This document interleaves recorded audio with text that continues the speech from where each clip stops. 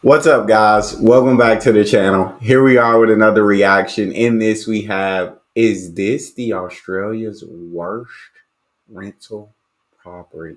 I love a good current affair story every now and again, so I want to dive into this one and see just how bad this rental property is.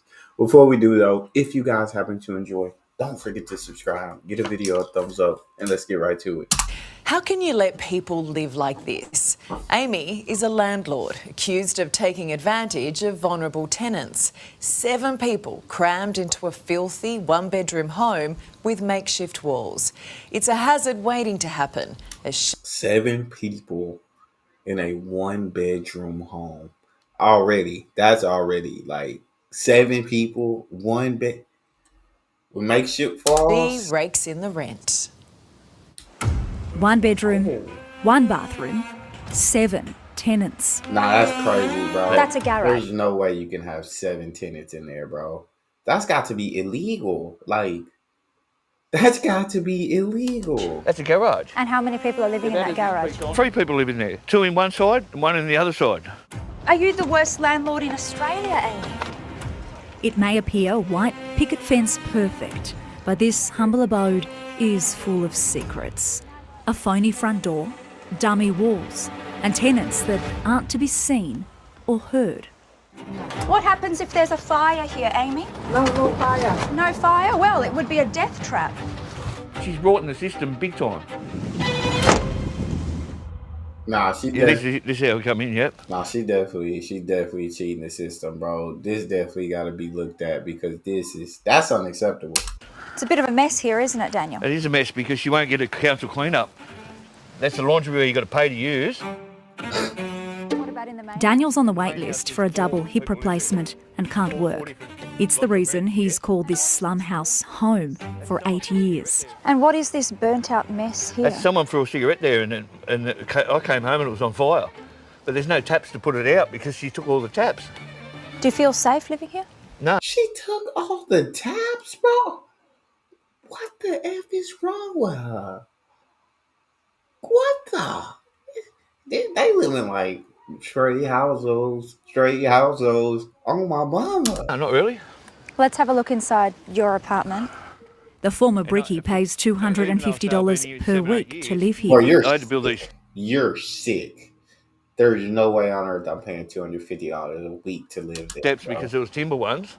And the timber ones, when I was coming home from my shop, and I went straight through them. If his housemates are paying the same, Daniel's landlord is raking in $1,750 every week for this non-compliant boarding house in Sydney's southwest. This is the kitchen. That's it. And your bathroom. That's the bathroom area. A makeshift wall from the window separates the kitchen and bathroom. The toilet is inside the shower, which is next to a single plug-in hot plate. I mean, at first it's just absolutely disgusting. I feel bad for my guy that got to live in that, bro. Like that's heartbreaking. The toilet is literally in the shower, bro. Like not in the same room as the shower. No, it's in the shower. No way, bro. The husband No does all way. the building work here. He was a taxi driver, as you can see, the taxi up the back. He does all the building repairs, anything. If you touch this microwave, when I plug it in, you get zapped. Sometimes you get zapped off the fridge if you've got wet feet. Behind this boarded-up separation lives another tenant.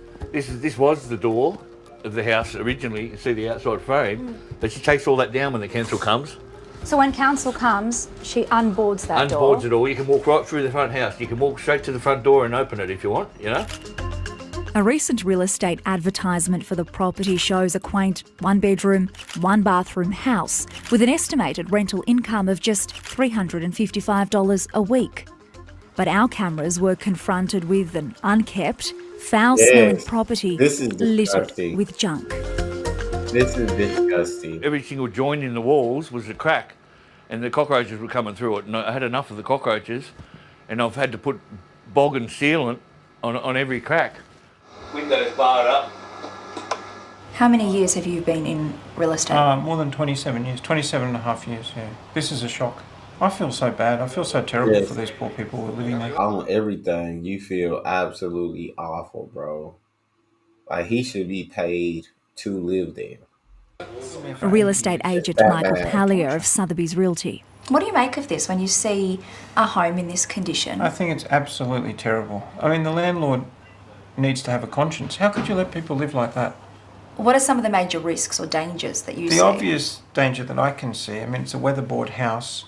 You've got 7 people in there. I don't know if any or all of them smoke, but the biggest risk would be fire. Even if one of the appliances caught on fire, it's just a ticking time bomb. That's how I see it. Are you the landlord here? Yeah, Yeah? yeah.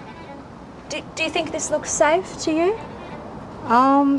Look, you should let me know where you come from first. Landlord Katie Meng Yung Sheng, who calls herself Amy, owns at least 3 similar properties which have also been converted into boarding houses. What? How many people do you have they living in need this to. complex? They need to take these houses, bro. They need to, because she is not a good landlord at all, bro. Absolutely awful. Amy? I'm not answer. Not answer? How many people living here? Because we spoke with 4. Daniel. 4? And what about the people in the garage, Amy? No people living here. No people? I saw Yeah. them myself yesterday. No people living No, here. no people? Corinne, who has poor English, lives in the garage with a friend. He tells us he pays $200 per week for this rough and ready I apartment. cannot believe This is your home? 2 people live here. Not much room, huh? Yeah, this one. Do you feel safe here? Not for I temporary living for here. Temporary. Temporary. Council visited the Wiley Park property in October last year after a complaint was raised about the home being used as a boarding house. Amy was given 1 month to comply, and council says she did. But a few months down the track, it seems the landlord's up to her old tricks. We alerted Canterbury Bankstown Council this morning. Inspectors are just arriving to check out the property. Oh, Is it okay if oh, she in trouble. Yeah, she cooked, because they finna see. Nah, this ain't it. But whatever inspectors was there before, and she might have slid a little money in their pockets, and they say, you know what, she is complying, yeah, because they did the deep cleaning of their lives. I don't know how this is complying. you take us through and show us through? Yes. Double room in the middle. Double Hang room on. here. There's one up the back. This guy. There's 2 in there. It's a growing problem as people find it more and more difficult to find affordable quality housing where they need to be located. And so we are going to see this problem grow if government doesn't take action. CEO of the Tenants Union New South Wales, Leo Patterson Ross, says tougher regulation is required. So we have building standards that say how you have to build a place when you're building it. We have council approval for the usage. But once people have moved in, no one's really paying attention. And the people who have been forced into these situations often don't feel safe to report the issue to the authorities. Is it compliant, Amy? No. No, it's not. No. Are you a slum landlord? Because this cannot be healthy and it cannot be safe for everybody to be living here. Are you taking advantage of vulnerable tenants, Amy? Yes. Imagine if the whole street done this to their house. The whole street would be chaos.